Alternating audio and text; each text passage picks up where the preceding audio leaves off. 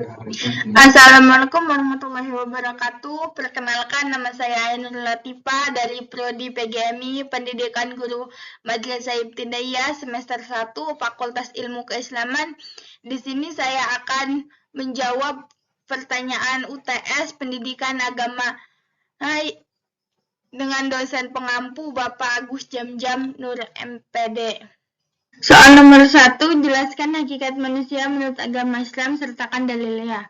Hakikat manusia adalah kebenaran sejati tentang manusia. Ada pula yang menyebutkan hakikat manusia adalah makhluk yang diciptakan oleh Allah Subhanahu wa taala yang memiliki potensi untuk tumbuh berkembang, terdapat pada surat Al-Hujurat ayat 13.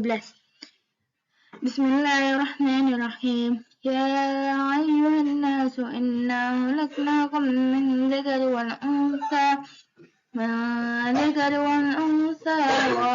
وجعلناكم شعوبا وقبائل لتعارف إن أكرمكم عند الله أتقاكم إن الله عليم خبير, yang artinya, wahai manusia, sesungguhnya kami telah menciptakan kamu dari seorang laki-laki dan seorang perempuan, kemudian kami jadikan kamu berbangsa-bangsa dan bersuku-suku agar kamu saling mengenal.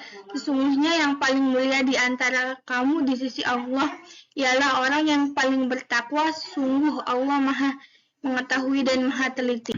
Nomor 2 yaitu kerangka dasar ajaran Islam. Ada akidah, syariat, ibadah, dan akhlak. Jelaskan masing-masing pengertian dari 4 kerangka dasar ajaran Islam tersebut beserta fungsi-fungsinya. 1. Akidah. Akidah secara istilah adalah iman yang teguh dan pasti yang tidak ada keraguan sedikit pun bagi orang yang meyakininya.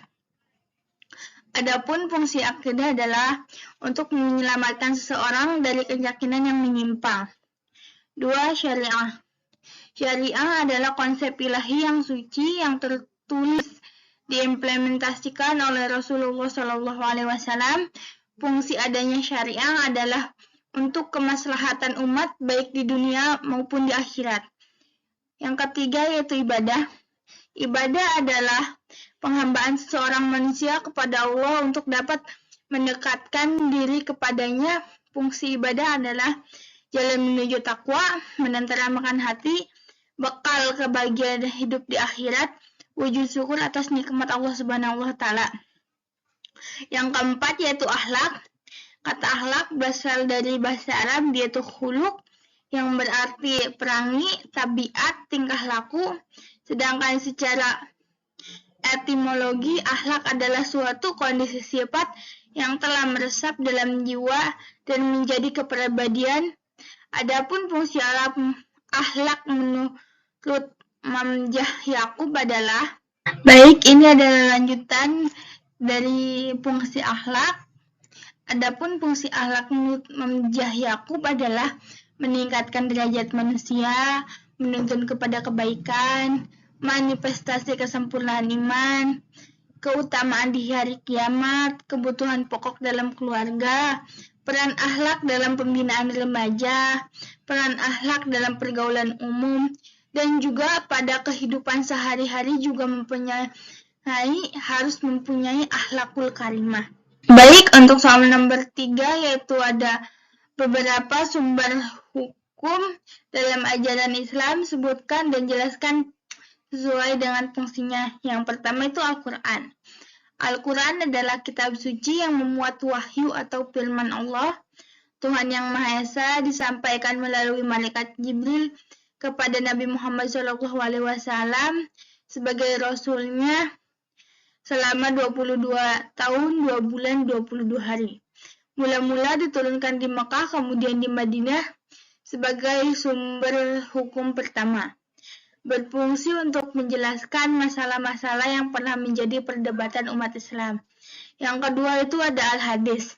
Menurut bahasa, kata as-sunnah berarti jalan atau tuntunan baik yang terpuji atau tercela. Berfungsi untuk memperjelas dan penguat tentang hal yang tidak dijelaskan secara rinci di dalam Al-Quran. Baik, yang ketiga itu ada ijma, kesepakatan seluruh mujtahid Muslim pada suatu masa tertentu setelah wafat Rasulullah SAW atau suatu hukum syar'a pada peristiwa yang terjadi, berfungsi untuk menjamin penafsiran yang tepat atas Al-Quran dan kesohihan hadis tersebut.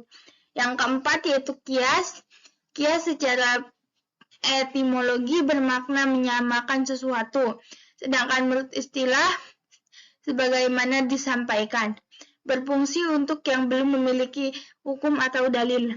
Soal nomor 4 yaitu usul fikih merupakan ilmu yang dijadikan metodologi untuk memahami sumber-sumber hukum dan metodologi perkembangannya. Usul fikih juga membahas bagaimana cara mengistinbatkan hukum dari dalil-dalil. Mayoritas ulama usul fikih yang terdiri dari ulama mazhab Hanafi, Maliki, dan Hanbali mendefinisikan usul fikih menurut sebagai berikut: ilmu tentang akidah-akidah yang dapat digunakan untuk mengistinbatkan hukum-hukum syar'a yang bersifat praktis dan melalui dalil-dalil yang rinci. Soal nomor 5, jelaskan hubungan antara agama dan budaya. Agama maupun kebudayaan, keduanya memberikan wawasan dan cara pandang dalam menyikapi kehidupan sesuai kehendak Tuhan dan kemanusiaannya. Agama melambangkan nilai ketaatan kepada Tuhan, sedangkan kebudayaan mengandung nilai dan simbol supaya manusia bisa dinamis dalam kehidupannya. E.B. Taylor mendefinisikan agama sebagai suatu upaya merangkul dan merangkai kekuatan-kekuatan yang diyakini lebih superior dibandingkan manusia. Durkheim memberikan definisi bahwa agama itu lebih dari sekedar gagasan tentang Tuhan dan roh. Agama merupakan sekumpulan keyakinan dan praktek yang berkaitan dengan sesuatu yang sakral, yakni sesuatu yang disisihkan dan terlarang. Keyakinan dan praktek-praktek yang menyatukan suatu komunitas moral tunggal yang mana orang yang mempercayainya tunduk kepadanya. Sekian yang bisa saya sampaikan. Saya pamit undur diri. Kurang lebihnya mohon maaf.